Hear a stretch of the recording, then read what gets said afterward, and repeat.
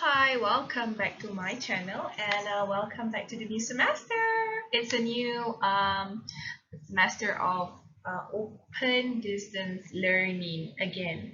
Right, so this semester I'll be teaching you SRC 550, which is Sport and Media Relations, which is very important for us, the sport management students or the sport management in the sport management area because um, we have the tendency to work with the media, so that is why we need to know about sports and media relations. Okay, so without further ado, let us check it out what's on chapter 1 today.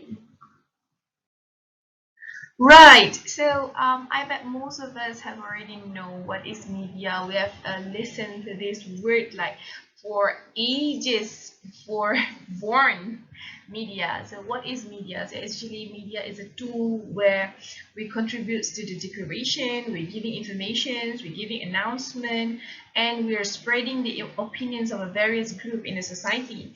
If you can see, if you're watching Bulletin Utama or Awani TV or even the RTM news, you can see that the media is used to inform, to spread the opinion of the people, to declare for some certain things, and then there are also press release have been done, press conference have been done.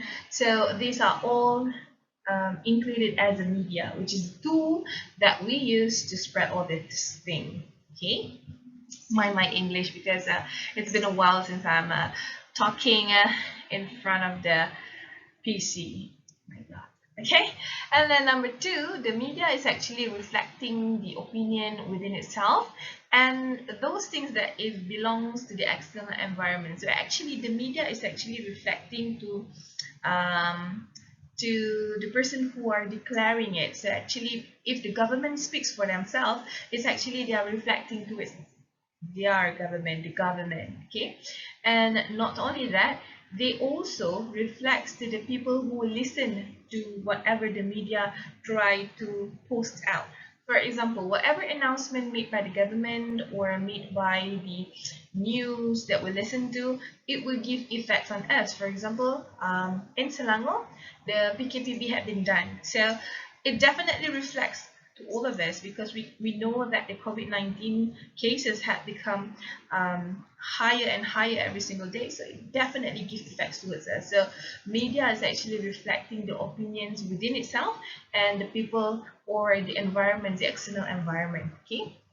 So according to Gergen 2001, the media provides the interactions between the rulers and the ruled ones. As I mentioned earlier, it's actually where when the government tries to send out the information or do any declaration, so it's actually between them, the government, and us, the public. All right. Okay. If you have any questions, keep that to yourself, and then we're going to discuss it in a Gmeet, and also you can text me in a WhatsApp group. Okay. Right. Next, after we know about media a little bit, so next we need to know what are the importance of the media. As in, why should we know about media? Why is it so important? Well, it is important because it serves as an information. If not, we're not going to get the new reported. What's that? We're not going to get the reports on the cases of COVID-19 every single day. And then we're not going to get the information on the current situation about what is happening in our country, what is happening in Indonesia. As you know, Indonesia now have faced the riot because of changes in their laws. So let's take some time to pray for Indonesia because Indonesia is our neighbor, so let's just pray for them so that they have a better days ahead. Okay, right, and then the media also give importance in decision making that we make. For example, if we know that the case is high in Selangor or Kuala Lumpur, do you still want to go there? Of course not. So it helps you to make a wise decision. And then it also gives you a way to think about or predict about what is going to happen in the future, so you can make a decision about what you want to do now, right? And then it also give the news balance and the fairness. It is not fair if for example you know that in Malaysia we have a democracy government, and then democracy government we have a democracy country, we are a democracy country, and then it's not fair if that we are only listening to the government without listening to the opponent. So the media is important in giving the news balance and fairness. Okay. Yes. Not only that, it also gives us entertainment. Like now we have Gegar Vaganza every Sunday. I'm sorry, I'm a little bit old, so I'm watching Gegar Vaganza. Maybe girls and boys like you watch big stage, maybe, I don't know. So entertainment, whatever the entertainment give us, for example the sports also one of the entertainment. And then we have pervasiveness. Oh God, my tudung. Pervasiveness, it means that the quality of spreading widely news or information in an area or for a group of people. So importance of media is that it keeps the quality of the things or information that have been sent out to a certain area or a certain group. So that is the media importance. So it is very, very, very, very, very, very, very important for us to choose which type of news that we want to read about and which type of media that we're going to use. Tak pasti jangan kongsi, but I can see that now tak pasti pun kongsi kan. Okay, so we don't do that. Okay. Oh my God, I look so chubby. Okay, let's proceed. Next we have primary mass media type. Oh well, you've learned it in sport communication before this. It's just that in this section we have 3 primary mass media type, which are, first is printed, which is the newspapers, magazines, journals. Okay, and then we have electronics, we have televisions, we have radios, so those things are electronic. And then we have social media, we have Twitter, we have Facebook, we have Tumblr, we have Facebook, we have MySpace. I don't know if there's anyone using it anymore. Okay?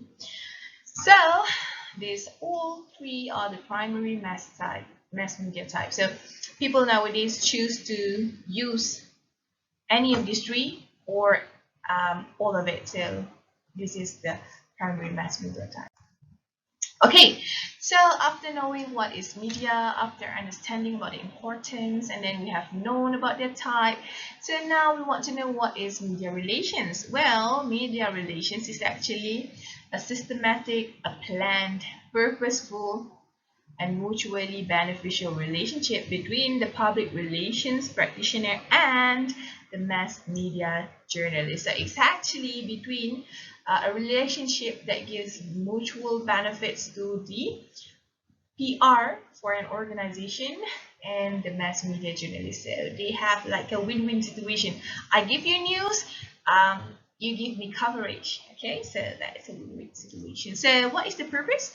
Well, the purpose is simple. We want to inform the public the organization missions, policies, and practices in a positive, consistent, and credible manner. For example, what happened in the current semester? We are having open distance learning semester. So UITM Public Relation give a statement that is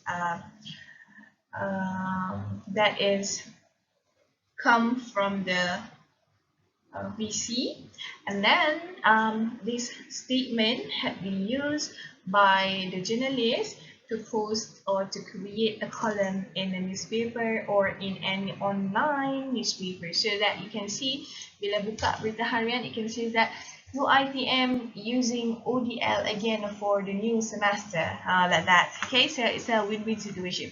The organization, the PR from the organization, we want to give the information to the public. So we need help from the journalists to cover that story for us. And at the same time, the journalists get the story, which make their job easier, right? It's very simple. Okay, so this is what we call as the media relation in an organization. What they do actually. First, it has a content. They need to know about the content. They need to be knowledgeable. They need to know how to delegate, and they need to be very commitment, because the content need to be very creative and informative. We doesn't want to send out a very rigid form of information which makes people bored to read about. Okay, and then we need to be knowledgeable, because it keeps a good rapport with the media. If you don't have a good knowledge about your organization, then how are you going to talk about your organizations?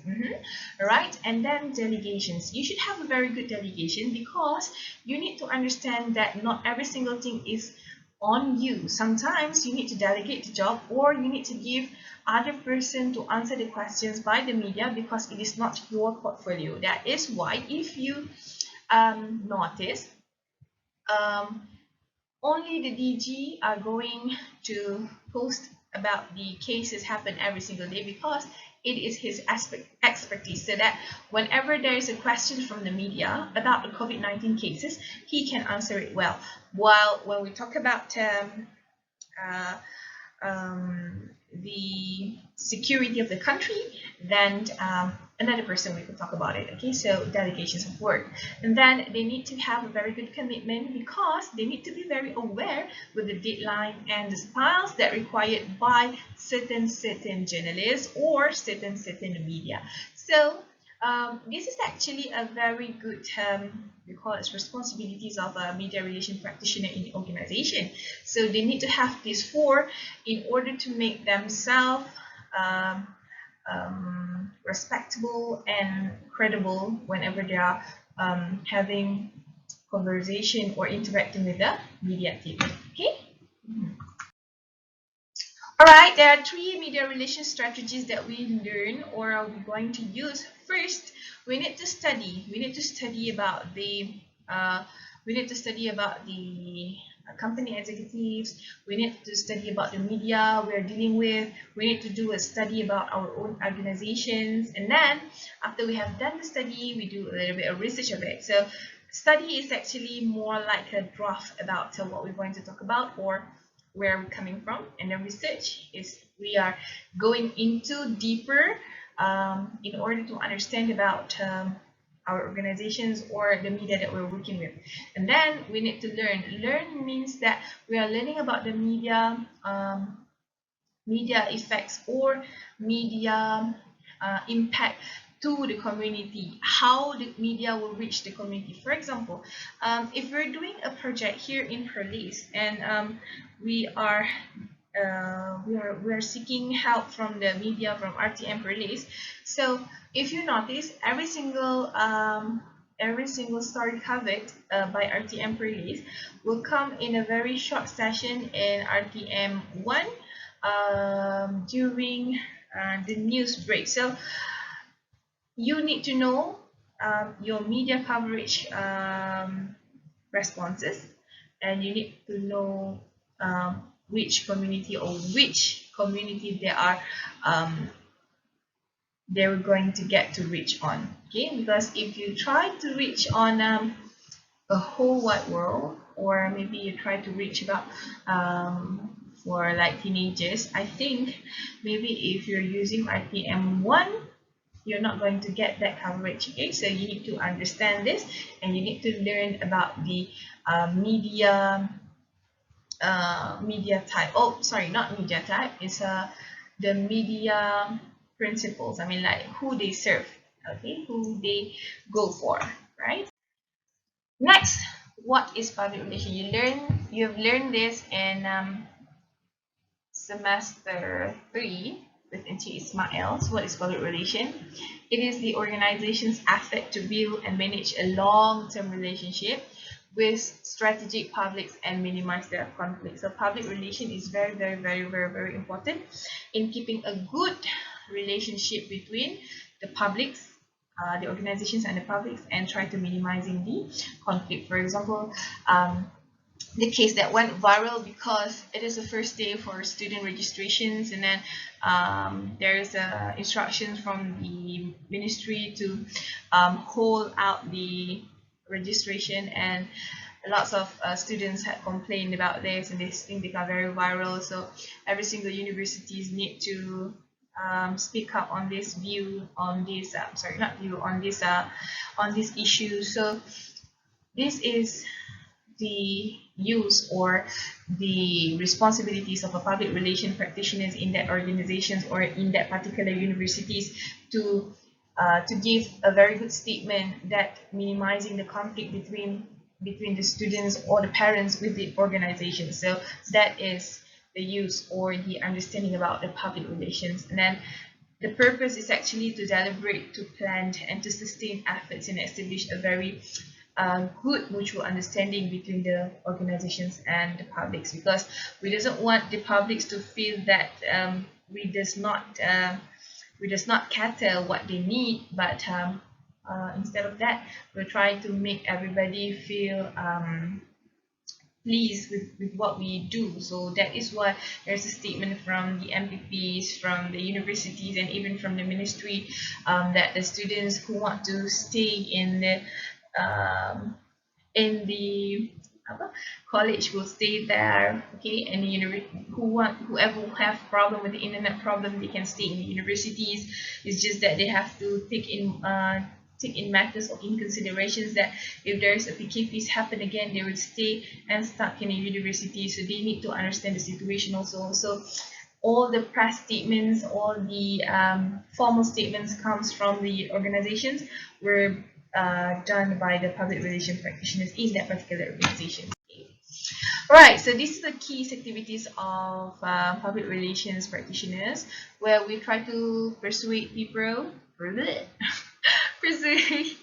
persuasion, we try to persuade people to understand about the conditions or the situations. And then this is for publicity, when we try to promote UiTM as one of the universities that gives a very good educations to the public. So it is more about like publicity. And they also did a little bit on the management. On the management, it means that they give instructions towards the publics on how to do this and that and how to do it, okay, and it serves as a source of information and marketing, because marketing and publicity are quite similar.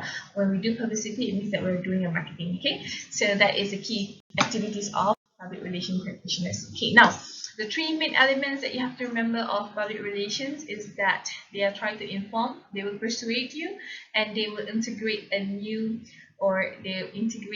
a relationship between your organizations and the public. So that is the main elements of public relations. Right, this is the last slide. So what is the difference, or a little bit different between public relations and media relations? Well, public relation, we extend the relationship beyond the media to the general public, while media relationship is actually the relationship that company develop with the journalists or the media. That is different. Public relation, we create the relationship with the public, while media relation, we create the relationship and we sustain the relationship between us and the media. So basically that is all for chapter 1 today. All right, I hope that everybody do understand about this chapter. It's a very simple chapter. It's a very brief chapter that gives you an introduction about what is media relations actually. So in order to understand media relation, you need to also understand what is public relations, so that you can differentiate between these two. My god, susahnya jadi YouTuber. Tapi tak apalah, sebab sometimes YouTuber dia cut the blooping sessions and letak dekat last sekali kan, blooping pula, bloopers again. Okay, so mine was that you can see the bloopers like throughout the session. Wow, okay. So if you don't have any, memang ada question because I'm talking to the PC. Silly me. Okay, for any questions, save that into your notes, and I'm going to see you in the Gmeet session, or you can simply just ask me in the WhatsApp group. I hope that you guys do understand my explanations. If you don't, then I'm so sorry, but you can always repeat, and you can always find another example for any of the point mentioned here. I wish you all the best, and see you in the next class. Bye bye. Assalamualaikum. Oh yeah, don't forget to like and subscribe. Okay. Bye. I want to be a YouTuber as well. How to do it? It's whatever. Bye.